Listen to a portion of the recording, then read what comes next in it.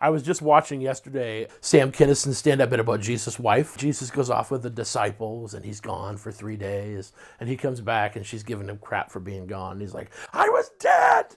I was fighting Satan in hell! It's hysterical. I don't think anything is off limits. And maybe especially with religion. I've never been a super religious person. Despite being raised religious, I was always kind of bored by it. And as an aspiring comedian, I always loved making jokes about it. When my sister passed away recently, I got to meet this Reverend, who we had speak at her funeral. And I was really surprised by him. Not only did he make church really interesting, he told me he loves comedy, he has tattoos, a bunch of toys in his office, and a huge knowledge of contemporary pop culture. Just not something you'd expect out of somebody who's so religious. So I'd asked if he'd be down to let me interview him about religion and comedy. And I think the conversation was pretty cool. So here it is, folks. So you said it's Dr. Reverend Evan Dodge, which I'll say just once. Yeah, just once. Okay. Just once. I feel weird if all being right. referred to by my titles. Cool. Yeah. Well, so I asked you to do a little interview because I came to church with my mom recently. And Right. I've been coming to church my whole life. And for the first time, I was enjoying it because you're a very good public speaker. You're inspiring. Thanks, man. Yeah. And then, we had a death in the family, and you Right. spoke at the funeral. But we got to speak to you before that, and you were just a cool guy. You like comedy. You're not what I Love thought. comedy. Yeah. Yeah. So, like, how did you get into, I guess, being a reverend? Is that how I would say? Yeah. Well, I was in college. I was studying to be a history teacher.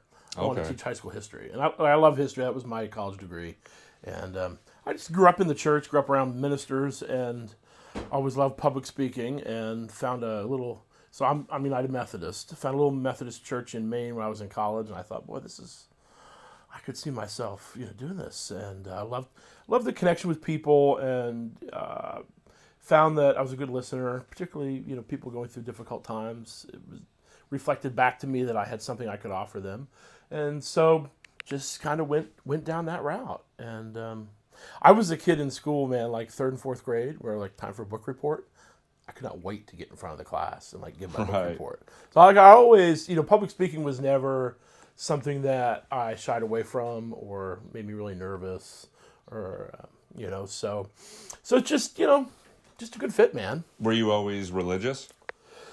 Yeah, I mean, I went through times as a teenager and in college where I kind of, asked questions, the big questions that, so much suffering in the world. How can God be good? Is there really a God? So I went through that for sure. But I would say I always got drawn back to the church. There was just something about it Interesting. that I just could not, as much as I tried at times to escape, I just couldn't get away from it. So then what is your doctorate in?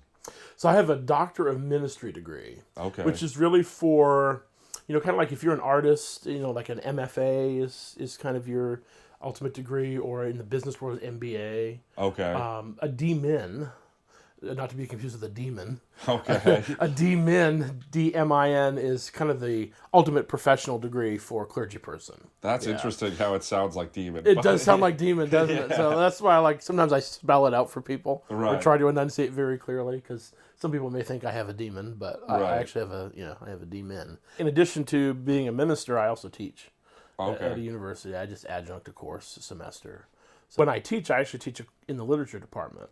Okay. At a school. I teach the literature of the Bible, which is really a lot of fun because I brought in like stand-up and different things. Because it's the purpose of the course is to show how the Bible has really influenced the Western canon and arts and humanities and Okay. everything. And I mean, you can look at stand-up, you can look at TV shows, books, art, comic books, and you can kind of see, how the Bible influences really all the Western canon. So you've read the Bible from front to back, or? I have a few times. Yeah? I have a few times, yeah. How long does that It's take? pretty wild. Yeah? Well, I have a couple Bibles here in my office that are like designed to take you through the whole Bible in a year. Okay. So you can do it that way. You can just sit down and read. Depending at your pace, you can do it relatively quickly. What's like the most surprising thing that you feel like people would walk away thinking if they read the Bible? Oh, that's a really great question.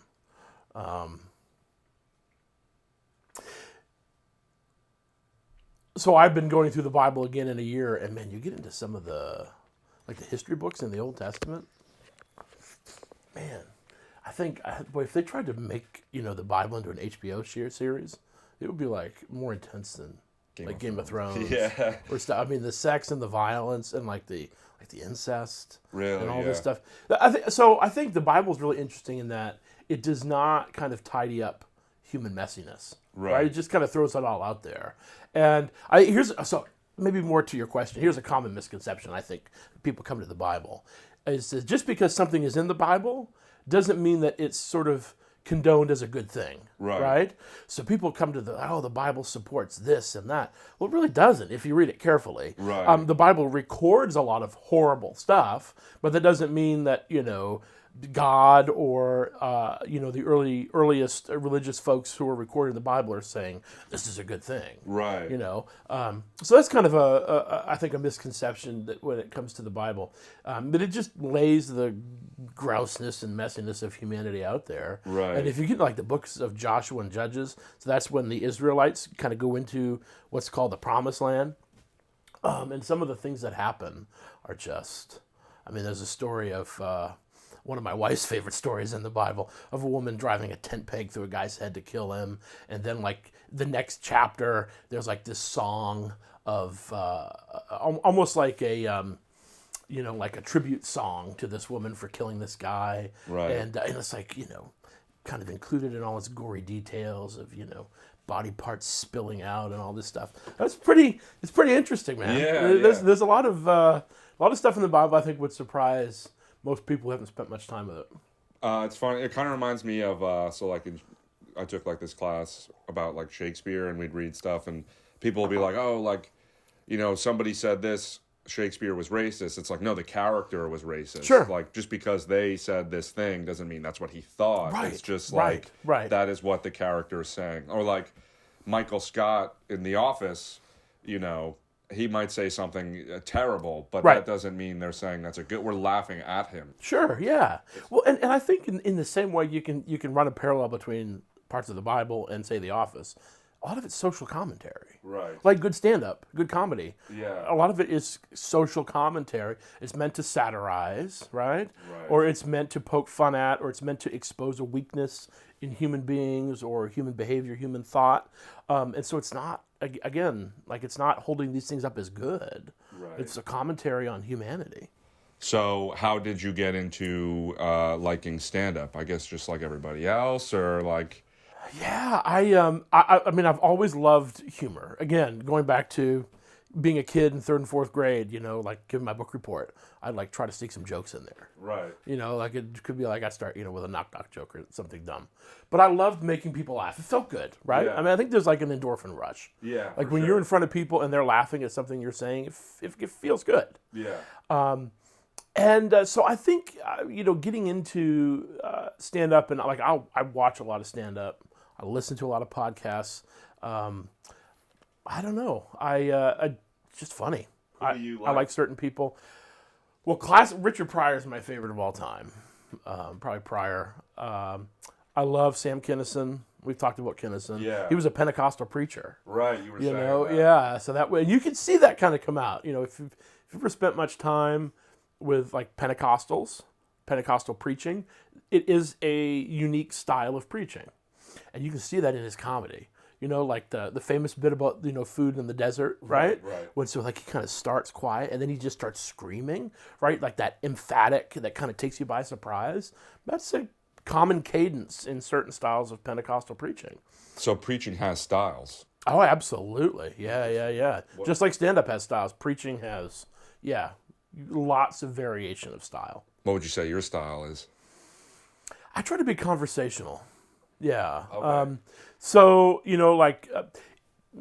if you think of preaching, maybe you're thinking of, a big church with a big pulpit and the preacher standing behind the pulpit and giving the sermon. And there are some preachers who excel in that and give a great sermon. That's just not my style. I don't stand behind a pulpit. I don't use notes. I don't write my sermon. I actually come down into the congregation and preach because I kind of think of a sermon as a journey, right? That we're kind of going through a text from the Bible together, and we're on a journey together through it.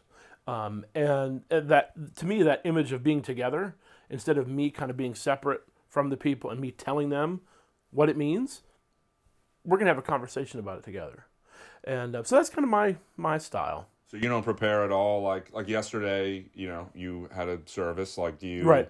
You don't like prepare beforehand? Oh, I certainly prepare, but I don't write my sermon. I take notes. I've got an iPad behind me with I use the Notes app, and I have tabs for every week. And so I'll go through, I'll read the text, I'll read commentaries, I'll listen to other sermons on the same text, and I'll make notes, and I'll kind of organize my thoughts. Right. And I'll go over that. But I don't take anything with me on Sunday morning to the worship service by way of notes or a text. Do you have off days, or you're like, that? I do. Yeah. But here's the thing: I have days where after the sermon, I'll be like, that just sucked. It didn't land.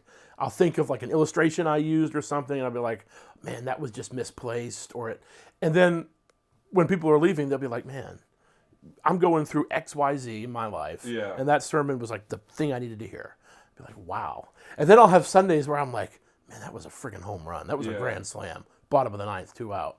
And then people will be like, hey, have a great day. Right. I'll be like, man, come on. Preachers all right. can bomb, huh? That's cool. Absolutely, preachers can bomb. Wow. Yeah, absolutely. But in the bomb, just like I'm sure in stand-up, you learn a lot from the bombing. Of course, yeah. Yeah. I mean, you can kind of go back and you can kind of figure out, okay, why didn't this work when I used this illustration, or I try to make this point? Man, maybe that was just in the wrong place. Maybe if I had said what I said before I made that point, it would have, been driven home in a more concrete or productive way. So yeah, man, there's Sundays and I walk out and I'm like, that was great. Other Sundays, right, it wasn't so good. Well, the very cliche question in stand-up is what was your worst bomb? So yes. do you have a worst bomb, or? Yeah, well, I mean, I can kind of remember just preaching and remember the feeling of being because I can really tell, and this is something I've had to cultivate, but I can really tell if I have people or not. Right. And there have been some sermons where I'm just like, oh, they're not with me. Right. I can tell that they're not here. And other Sundays where I'm just like, they're right here in the palm of my hand. Yeah. And we can go wherever and they're going to follow me, So I can reflect on, I can't think of one particular sermon. I can remember some really bad, this has only happened twice. I've probably done 300 funerals or memorial services in my ministry career. And twice I called the person by the wrong name. Oh, really? Oh, that was just that was always my biggest. So the first time it happened, I was like, oh no. Did you know right away? Yeah, I did, because somebody in the front row yelled out the right name. Oh, really? Yeah. I forgot what her name was, but the person, the person was like, "Oh, it's so and so," and I was like, "Oh yeah, that's right." So I, moved through. Now I have a book with prayers and stuff, and I'll take a pencil and I write the person's name in there. Okay. So that just I'd be sure that I'm not going to mess this up. Another cliche stand-up question, what's your favorite venue that you've performed at? That's really good because, as you can imagine, church layouts are different. I've had one of my favorite is been in the round. Okay. There's a couple churches that I've preached in that have either been in a semicircle, like a horseshoe, or a full circle. That's really cool because I move around when I preach. I like to connect with people, make eye contact. I talk with my hands a lot. So having people kind of all around me is a really cool experience. That's cool. I like that. I've preached in huge buildings. I've preached in tiny buildings. One of the first churches that I served as a pastor, if you fit 40 people in, you'd be bursting at the seams. Right. There were 4 pews or 5 pews on either side. In the center aisle, that was it. It was a little country church out in Northwest Jersey. So it makes me preach differently depending on the space. Right. If I've got 10 pews and there's 18 people there, or if I've got 30 pews and there's 250 people, I'm going to preach differently. Right. My style, my energy, my focus, all of that can be shifted and changed depending on the environment. What is the goal of a successful sermon or preaching? Yeah. Yeah, that's a good question. I think for people to kind of leave with a sense of purpose and that God loves them and cares about them, and that that they have something that they can make it through their week. Right. That life is not empty and meaningless, and not just sort of this arbitrary collection of atoms, but there's purpose to all this, and people can live with renewed kind of hope. That's kind of what I want to instill in people. Interesting. Is there ever a hope to, like, I guess, inspire, like, doubters or disbelievers to kind of believe? Absolutely, yeah. And I would never, eschew doubt, or I think that's important. I mean, I don't think you can get to belief without going through doubt. Right. At least I did in my life. I still even now have periods where I doubt things. And I think any preacher or any religious person who would tell you otherwise isn't being honest. Are there preachers that you're like, he's a sham, or like? Oh yeah. Yeah. I don't want to name anybody, but turn on your TV and most of the ones you'll find there. Okay. Yeah. Interesting. Yeah. I think it's a big red flag when they lead with money. Yeah. Sure. Or there's like a big drive to recruit funds and to like connect someone's faith with that, right? Like if you're a real Christian or if you're a person of faith, you're going to send us this money and then God's going to bless you. No, come on. Right. I think people smell that a mile away. Yeah, for sure.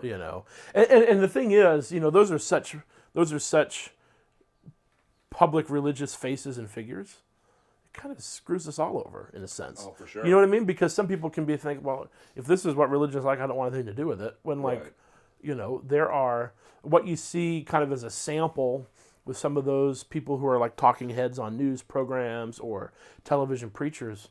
That does not represent anything but a small fraction of this large religious world. This is a weird thing to relate it to, but on the train today, you know what furries are?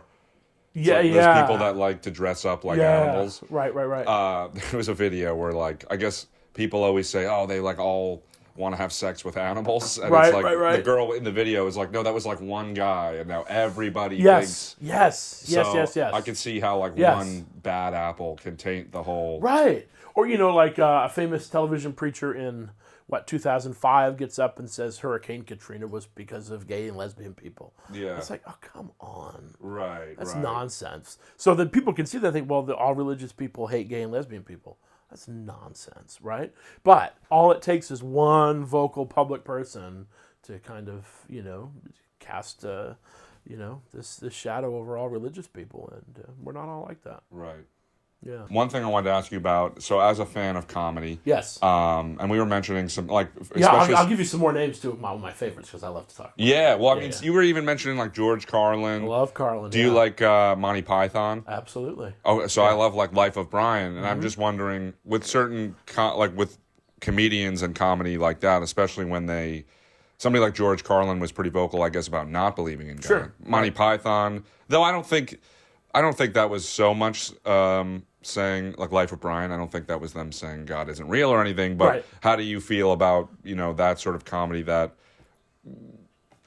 talks about religion in that way? Sure, or that some people might think is sacrilegious or something. Yeah. Listen, I don't think anything is off limits. Yeah. And of course, there are some jokes that like I'm not going to make. Yeah. I think anybody should be able to make a joke about anything. Right. I'm a big believer in free speech, but I think though that and maybe especially with religion, you need to be able to poke fun and to make jokes, right? Because I think if you can't do that with something like religion, then it can very quickly turn into sort of this austere weapon. Almost like weaponize it. And use it as something to kind of beat people with. And no, man, you got to be able to laugh and to make jokes. I was just watching yesterday Sam Kinison stand-up bit about Jesus' wife. Yeah. Have you ever seen that bit? No, I haven't. So he's talking about Jesus and Mrs. Jesus is home, and Jesus goes off with the disciples, and he's gone for 3 days, and he comes back, and she's giving him crap for being gone. And he's like, I was dead. I was fighting Satan in hell. you know, and it's just hysterical, right? Yeah. But I love that, man. You got to be able to laugh at these things. And That's awesome. here's one of the reasons that I love comedy in the context of religion. As you know, like religion can be a lightning rod. Yeah. You know, you just mention that word or mention Christianity or mention a pastor to people, and like immediately maybe there's preconceived notions about what a minister is. Maybe people have had bad experiences in church, and you know, church has seriously traumatized a lot of people, right? And so to me, humor is a great way of it can bring defenses down. It can relax people. You know, if they see me kind of not taking myself too seriously and making jokes and laughing, I've just found for some people that's just like, okay, I can breathe around this guy. Yeah. I may not come to believe like he believes, but maybe here's someone who can be a safe person. Right. You know, and so that's one of the many reasons I love to employ comedy in preaching and in other ministry aspects, because I think that it's, first of all, I just think it's good for us. It's a good thing to laugh. Mentally, physically, spiritually, it's good. But it does something to start building a rapport of trust with somebody. And if people find me, you know, laughing at myself, people are like, wow. I've over and over again, man, I've had people say to me, boy, you're not like any minister I've ever seen, or I didn't expect a pastor to be like this. I think that's a compliment, frankly. It is, yeah. I love that, you know, because I'm just like, listen, I'm just a person with as much crap and garbage in life and doubts and everything as anybody else. I just find myself in this position where it's like, God has said to me, here, you're going to do this. And I find that I'm able to bring some hope and life and light into people's lives, and that's greatly fulfilling to me, and I trust to the people I minister to. Yeah, I mean, especially because like if you go to church and the minister is like super holy and like doesn't like, right, you wouldn't want to make a joke around him. But right. You go home and you're making like, it's like, yeah, you're living two separate lives. That's huge. Yeah. That's huge, because I don't think that I don't like that dichotomy, which is what you're pointing out, which is very true in many places. Like, you're one way at church and you're a completely other way at home. Yeah. Like, no. But yeah, I mean, if you haven't seen that bit by Kinnison, it's really good. It's really good. He's brilliant. Yeah, it's cool. I didn't even realize that he was a preacher. I think that's so interesting. Yeah, he was great. So I love Kinnison, Carlin. I love Norm Macdonald. Yeah, he's great. You know, I love Mitch Hedberg. And again, those are like different styles, right? Just like there's different styles of preaching, you know, with Hedberg and his delivery, like those short little quips. McDonald's delivery is very different. I love Roseanne Barr. Like, her stand-up is phenomenal. Yeah, she's great. So I love all those people, and I try to pull different things. There's a technique in preaching called the Lowry Loop. And Eugene Lowry was a preaching professor at a seminary in Chicago. And he talks about how you bring this tension to the biblical text, right? So you kind of bring the world's problems or our individual issues to the text, and you create this tension. So like, how is this going to be resolved? And then you come in kind of with something unexpected that starts to resolve the tension, but it gets people to go kind of like, oh, wow, where did that come from? I had never thought of it that way before. And then you start to kind of move to resolution. It's very similar to kind of like a plot line in a story, right? You might have an antagonist and a protagonist, and you have the events in the plot, and then it kind of reaches like this tense kind of climax in the plot, and then there's resolution. Right. So when I think of people like Norm Macdonald, right? Like, he'll do a great lead up to a joke. Yeah. And then he'll give you the punchline, and you're like, whoa. Like, I didn't see that coming, you know?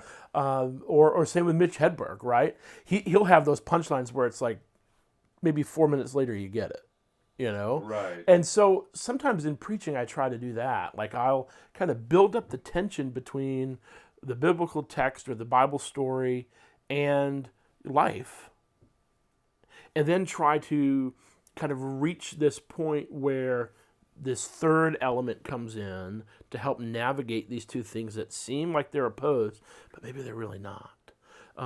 And so there's a lot of stand-up comics who've kind of helped me in how to craft that, and especially in the delivery, right? Because that's huge, right? The delivery, you know, how you know, your body language, how you're holding your body, your tone of voice, All of that can make a really impactful point, or it can deflate like a balloon. Right. You know, and so I look to a lot of stand-up comics for tips on that. Is there anything funny in the Bible? Any like funny moment, like intentionally funny? Oh yeah. So I would just in the church calendar we just had Pentecost. Okay. On May was last Sunday, wasn't it? May 28th, and there's this point. The Bible story is the Christians are gathered. This is 50 days or so after Jesus' resurrection, and the Holy Spirit, the third person of the Trinity, kind of comes down and is dwelling among the people, and they start to speak in other languages. Now we think of tongues, television preachers, blah blah blah blah blah. It wasn't quite like that. Right. This was other known languages that they were speaking in, so they were able to communicate and understand one another in a way they had never been able to prior. And everybody's like, man, who gave these people alcohol? They must be drunk. And so Peter, one of the famous disciples, stands up and starts to preach. He's like, come on, they're not drunk. And then he goes in to kind of explain what happens. There's like just a little bit of comedic humor there, right? Right. Man, come on, these people are drunk. Yeah. Yeah, and there's other moments in the Bible, if you read it kind of closely and with an eye toward this kind of comedic relief. Yeah, there are certainly moments where if you find, as I do, humor in the absurd, like I love absurd comedy, then you'll find a lot of material in the Bible. Because there's a lot of stuff that you're just like, oh, come on. Do you have any favorite stories from the Bible? Oh, yeah. I mean, I love the story of Jonah. Okay. So Jonah's kind of has this mission from God to go to Nineveh, this town of people, and to tell them that God's judgment is coming on them. And, he's terrified of that, so he runs away, and this big fish swallows him up. And so there's this scene in the book of Jonah where, he's on this boat, and this storm comes up, and people are like, oh, this has got to be God. He's mad at us. So there's got to be somebody here in the boat who's, pissed God off. And so we've got to find out who they is. We got to find out who they is. And so they find out that it's Jonah. They throw him overboard. The fish swallows him up, takes him and spits him back on dry land, not far from Nineveh. And he's like, well, all right, I kind of learned my lesson, and I'm this close, I might as well go anyway.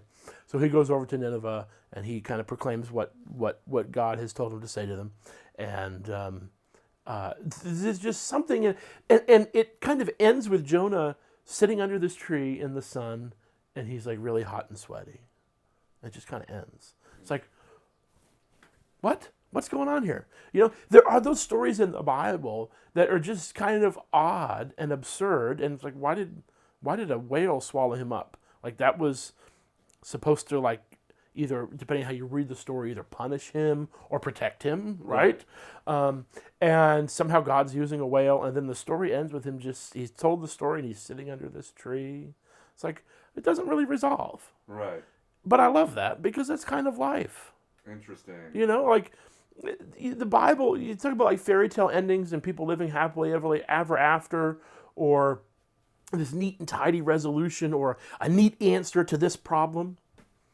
You're really not going to find that too often in the Bible, Again, getting back to what I was saying earlier, it's just presenting humanity in all its messiness and all of its folly and in all of its, screwiness, just kind of out there on full display to see. So I love the stories that really accent that. Right.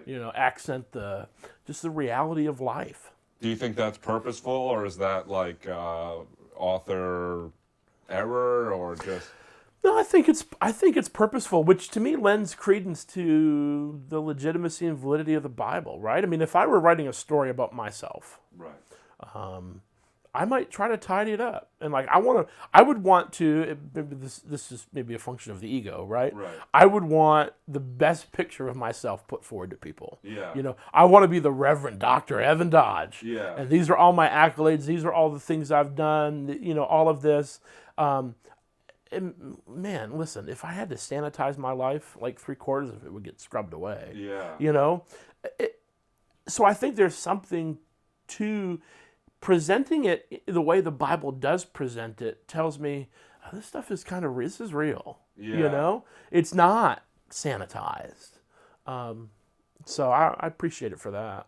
Interesting. Yeah. I thought it was interesting that you like Sam Kinison. I know Yes. Joe Rogan likes him a lot. Yes, I love Rogan. Yeah, love Rogan. You said that you did have some qualms about when it comes to religion as Yeah. far as Rogan. What are those? Well, here's the thing. I when I listen to Rogan, I listen to everything from his MMA podcasts because I love MMA to when he has some heart surgeon on. I listen to all of it. His stand up stuff. Often when he talks about religion, it's like he puts up a straw man, right? So a straw man is kind of in this case, as applied to religion, like is constructing an argument or a thesis that like even religious people would look at and say, yeah, I don't believe that either, Right. but it makes it kind of an easy like target to tear down. It's like low hanging fruit, For sure. So like someone to say, well, you can't read the Bible because all through the Bible it condones slavery, right? Well, that's a very kind of flat, one-dimensional reading of the Bible. If you read it closely and you take into account history and context and culture, and kind of how slavery functioned as a system in the ancient Greco-Roman world, which is very different than, say, the Atlantic slave trade. Right. It's very, very, very different, right? So the Bible's complicated in those ways, and it takes a lot of effort and sort of research and digging to really kind of get your head around it. So sometimes it's just, it's easy to kind of throw up a caricature of religion, but most religious people would look at that and say, yeah, I don't buy that either. That's not actually what I believe, So sometimes when I listen to him talk about religion, I hear those things. I'm like, no, wait. No, it's a whole lot more complicated than that, right. But I understand. I mean, he can't get into sort of the complicated things in religion. I get on Twitter and I'll be like, man, you should have this religious person on, have this person on, kind of have like a 3-hour long form conversation on some of these things. So I hope he will someday. I think that'd be really cool. Who are like those like the people that talk at length about that sort of stuff that you recommend? Probably my favorite right now is a Roman Catholic bishop named Robert Barron. Okay. Yeah, he was the auxiliary bishop in L.A. Now he's the bishop of the diocese in I think Wisconsin or Minnesota. He has an area there. Robert Barron's been on. You can find him on YouTube. He has a multi-million subscriber social media platform, and he kind of started in the mid 2000s with like doing movie reviews. This back when he was a parish priest. He would do movie reviews or he'd do album reviews. He's a big Bob Dylan fan, so he'd kind of get into like the theology behind Bob Dylan's lyrics, and he really kind of catapulted, I think, when he went on Reddit and did the Ask Me Anything stuff. Yeah. And I think this was within the last 6 or 7 years. For 1 year, it might have been in 17 or 18 or 19. His Ask Me Anything Reddit was the second highest behind Bernie Sanders. Interesting. And so like, but he's like open to anything. And you can ask him any question. He'll entertain skeptics, doubters, people hostile to religion, people seeking answers, really religious people. Like he can speak to that gamut of human beings as pertains to religion. So, and he's not afraid to kind of just tackle cultural and social things head on. I love that. Do the people that you preach for ever try and like for example, you have tattoos? Do they ever get upset with that if they see them, or anybody ever? I haven't had that. No. Yeah, I think tattoos, for example, like that's so much more socially acceptable now. Yeah, No, I feel like 20 years ago that may not have been, but I think we've turned the tide on that. More than not anything, I have people who are really interested in it. So they'll ask. We're actually getting a tattoo today for Caitlin. Yeah. Me and my dad too. Yeah. We got Awesome. Like a heartbeat with her signature in it. Oh, that's so cool. Yeah, so I have a couple of friends who've done that for loved ones who've died. Cool. That's really cool. Send me a picture when you're done. I will. Yeah. So I but again, to me it helps. And I don't do it for this reason. I do it because I love it. Yeah. I've always been fascinated by tattooing. I watch Ink Masters. Like I love tattoos. But it's an entry point into a conversation with people who are like, wow, you're a minister and you have tattoos? Yeah. Again, it's another if they're like, well, you're a minister and you listen to Tim Dillon, or you're a minister and you love George Carlin. It can help people kind of, again, take this caricature that maybe they've had in their minds of what religious people or pastors are like, and maybe just stretch it a little bit or nuance it a little bit. And I think that's great. I think all of us, whatever our frame of reference is, it's good to be stretched, and it's good to kind of have our preconceived notions about someone or something challenged. Right. You know. For me, it like makes me the closest I've come to like really believing. It's like talking to somebody like you, where I'm like, oh, you can still enjoy all the qualities of life. Yeah. And religion is so often, I think, been presented as like this checklist of do's and don'ts. right. You know, rules that you're supposed to follow, and you do this or that, and that just completely misses the point of religion, right? I think religion is, Christianity in particular, because that is the religion I practice, that, you know, it actually, if you start with the rules, you get it completely backward. So it should be, well, okay, I have to behave this way so that God will accept me, right? Christianity says, no, God accepts you already. Yeah. So then because of that, this is how I should live, right? Yeah.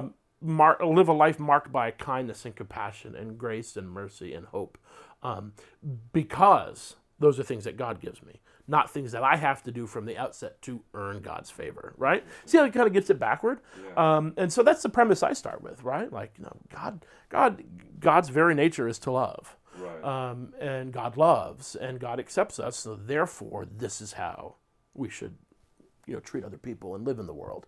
And tattoos and smoking and drinking, like, that's nothing to do with it. Obviously, there's certain things you can do to abuse your body, and you know that's not a healthy choice. But it's not about, you know, following sort of the strict rules, you know, to be a good religious person. I think that just gets it all wrong. I hope you get on Rogan someday. I think you'd have a good. I think you'd have a good combo with him. I think we would too. Yeah. Yeah. Do you ever watch those like debates where like it's like, you know, an atheist and a religious? Absolutely. Yeah. Any good ones that you could? There are some good ones. Yeah. And again, some of that is for clicks, you know, and they'll almost Right. like pick the most ridiculous examples on either end. You know, sure. I think there are some really thoughtful atheists. I think one of the most thoughtful of all time, who died several years ago, was Christopher Hitchens. Yeah. Brilliant man. He was great. Some of the religious people they bring on to debate them are just like, It's like they pick the worst person, right? yeah, or someone who's going to say kind of the most out there things, and it'll drive up ratings or clicks or whatever. But that being said, there are people like, you know, like Robert Barron, to some extent, a guy named William Lane Craig, who's a philosopher out in California. Like, they have some really thoughtful things to say. Yeah. But I like to watch some of those. As far as preaching goes, do you have any sort of long-term goal or? Yeah. I mean, in comedy, you have a special. There's no preacher special. Right. Although there could be, man. Maybe I could send an email to Netflix. Yeah, right. It'd be like, come on, let's get like a preacher deal. I don't know what that would look like. TV guys, that's kind of what I mean. Yeah. But they're doing it every week, and it's like Right. commodifying in a different way. But To me, a long-term preaching goal is to be able to continually hone my craft, right? So I try to spend time reflecting on Mondays about the Sunday, but previously. Yeah. And what went well, what would I do differently? I've been able to, and maybe as a stand-up comic, you can relate to this. I've been able to do something that when I try to explain it to people who are not in sort of some public speaking profession, they don't seem to understand it.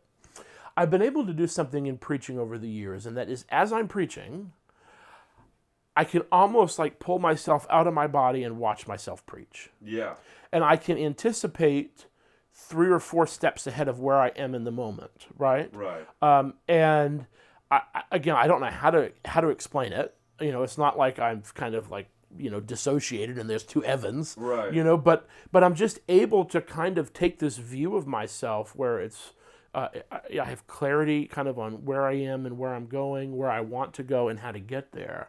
But I can almost like a puppeteer, right? Like I can pull myself out and watch myself do it and then like dictate where I'm going to go next. So I've been able to cultivate that. And I want to be able to hone that paradigm even more, right? Just to be able to, in the moment, in the preaching moment, and again, I'm preaching, depending on the Sunday, 12, 15, maybe 18 minutes. So preaching for that length of time is to kind of really keep that tight, to be able to. I always say this: I want to take off well and land well. Right. And if those things get mastered, then we can work on the stuff in the middle. Right. But if I start well and I get people, and then I land well, because that's the last thing they're going to remember. Yeah. Then we can work on what's in the middle. But those two anchor points need to be tight and solid, right? It's the same thing in stand-up. Yeah, exactly. They say they remember the beginning and end mostly. Yes, absolutely. That's why you'll try new stuff in the middle. Mm-hmm. Yeah. And it's the same in preaching. I might try a different technique, or I might want to. I don't do this rarely. This is kind of an more old school preaching technique, but would be to almost like have remember a 5-paragraph essay in college? For sure. Right? So you'd kind of start with your thesis, and then you 3 subsequent paragraphs would be 3 distinct points that would support your thesis, and your final 5th paragraph would restate your thesis and wrap up. But what I really try to do, I think, when I preach in that middle section between the 2 anchor points, the beginning and the end, is just to give people one thing to take away. I think if I can give them that, that's a win. That's a preaching win, So in comedy, the goal is to get a laugh. In preaching, is the goal, like if somebody cries, is that a success? That certainly can be a success. Of course, obviously it's depending. I mean, if I'm in a text and it's humorous and I'm trying to do that and people are crying, then I'll be like, okay, wait a minute, what's going on here? Right. I do try at the beginning, either through like an anecdote, maybe I'll tell a joke. Maybe bring in a personal story. I do try to be self-deprecating sometimes in my sermons, right? Yeah. Because again, I think of myself, to use another image or paradigm, I think of myself as a model, right? Now, I know I'm good looking, but I don't mean model. I don't mean model in that way. I mean, I'm setting the tone and an example. I'm modeling for people what it looks like to be a person who's deeply committed to Christian faith, but also struggles deeply with a lot of stuff, right? Yeah. And if I can be open and honest and transparent about that in a sermon, I found that's kind of this permission giving to other people to be like, oh, wow, if he can be vulnerable, then I can be open and vulnerable. And that's an environment I want to cultivate, right? Is where people feel like they can be real about life and not feel like they're going to be judged, or that they're going to be spoken to harshly, or that it will be kind of dismissed out of hand. That's a goal in preaching. I think I can set the tone for that, right? Yeah. So I try to model that maybe through an anecdote, through a humorous story where I like kind of pull out or lift up out of that story like my own screw up or my own foibles, I think that can be really powerful for people. In a way, it sounded like you are describing comedy too, like, because you take somebody like even Louis C.K., who's like the master of self-deprecation. Yes, it makes people walk away like, oh, I can feel that way too. Yes, absolutely. So I do feel like there's a big overlap there. There's a huge overlap, and I think people, if you dig deeply into it, and if you get exposed to a wide variety of preachers and a wide variety of comics, you see like the Venn diagram gets the overlap. Areas of those circles just expands more and more, because again, it really is it really is an art form. Yeah. Preaching really is an art form. Stand up is an art form. You're taking people on a journey with you, right? And you're being intimate and vulnerable. There's always, just like in stand up, in preaching, there's times where you're just constantly walking that line, where even one word or one sentence, you could just fall over the precipice and lose the people, or you'll just get them even more, and they'll be more kind of hanging on to every word you'd say, right? So I love that feeling, and there are times in preaching where it's a lot more acute than other times. But like when I'm like trying to thread a needle through a Bible text or make a point, and it's like, I got to be really careful here because this could go off the rails. I kind of find that energizing and exciting. Do you find that in stand-up? Yeah, I mean, I'm still doing enough to where I feel like, there's times where I've felt that for sure, right. But I'm still finding my voice up there as well. So, yeah. But it is fun with that. That was the thing. You used a word there that's perfect for preaching, is voice. Yeah. Because when I was in seminary taking preaching courses, and we would have to preach in front of the class, and it would either be to adopt a particular preaching philosophy or to, you can either choose a text or you're given this text to preach on, and you've got to do it in 3 minutes or 5 minutes or 8 minutes. I mean, all these different parameters just to practice your different preaching. Early on, preachers don't have much of a voice. Right. You're still trying to figure that out. And often you adopt other preachers' voices through your own study, listening to other sermons, whatever. I mean, it's hard not to. And same as stand-up. You're influenced by the people that you listen to and hang out with and study and all that. But eventually, kind of out of that kind of myriad group of voices that influence you, yours starts to emerge and develop, right? And you might be able to still see influences from different other preachers or comics in your own voice, but it becomes your voice, right? And I think that's the preacher's goal, is to be able to, in your preaching, pay homage and respect to the people who've influenced you, but to also have your own distinct voice and style. Interesting. Yeah. And so there's classes where you preach in front of the class? Oh, absolutely, yeah. Now, some seminaries have more requirements than that for others, but we had to take, I took one preaching course that was required, and then I took an elective preaching course when I was in seminary. But then again, that's helpful, sure, but there's nothing like actually just getting out in front of a congregation and preaching week after week. Yeah. There's nothing quite like it. You got to get on stage, they say. Absolutely. I mean, you could sit down, you could study stand-up all day, right? Yeah. Until you actually get out and do it. It's very different. Yeah. And all that study and all that work will hopefully help you in that moment, but nothing will substitute for just actually getting out and trying it on. Gone through all my questions. I guess my question, one of my last ones would be, do you ever plan to try stand-up or... My wife tells me that I should someday. Now, here's the thing. I mentioned a name. Probably my current favorite is Tim Dillon, right? And the reason I love Tim Dillon is he'll take a news headline and he'll just rant. Right. And I love that. But as a pastor, and there's a lot of things that maybe I'd like to say or that I think that I just can't really say out loud. Right. So I'd love to have a forum where in a different life, if I were in a different profession, I could just like rant about something.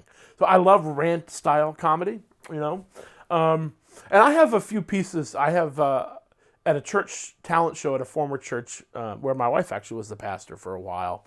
They did a talent show and I did a couple stand-up bits. I did one on when I we used to have chickens in the backyard, and one night you heard this ruckus in the chicken coop, and we'd seen a raccoon hanging around there. So this is like 1:30 in the morning. I pull out of bed, and I have a sleep apnea mask that I have to wear. So I pull off the hose. I have nothing but my underwear on. I look like a fat Bane, with this sleep apnea mask on.